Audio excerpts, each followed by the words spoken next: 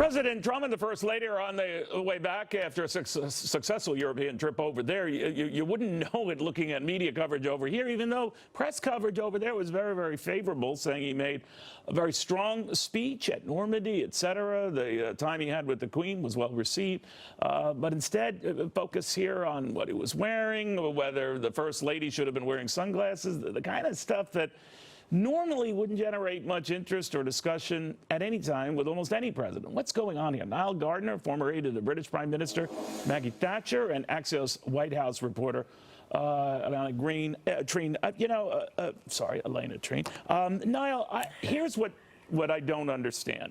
Where the foreign press, normally not very receptive to a Republican president, let alone this one, has nicer things to say about him than the American press. Yeah, it's an interesting point, Neil. And I've been on the ground here in London all week. I have to say, I think that not only was this one of the president's best overseas trips, it may well have been his most successful. And I think the response here in the UK has been tremendous. Very positive press coverage here for President Trump, even from some of his critics as well. You had some demonstrations far smaller than anticipated, just about 7,000 demonstrators on the streets.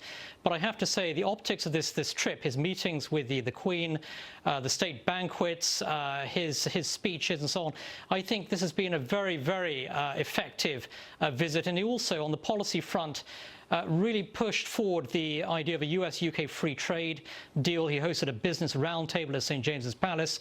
And I think that on many policy fronts, this was a very successful trip as well. So I have to say that the White House did a superb job with this trip, coordinating, of course, with Downing Street and with the royal family as well.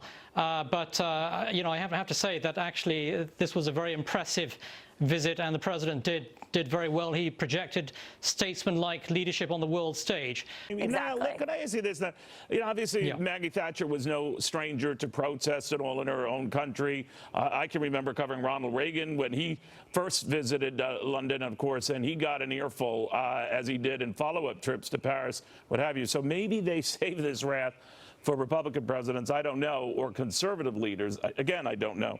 But it does seem to be out of sync. What do you think? Yeah, I think that, there were a small number of protesters. Some of these protesters were actually violent, and there were some assaults of pro-Trump protesters as well. And I have to say that, every single Republican president is faced with protests. But I think the vast majority of the British people were happy to see a US president who is very pro-British, who is a big supporter of the special relationship. Also, President Trump is a huge backer of Brexit.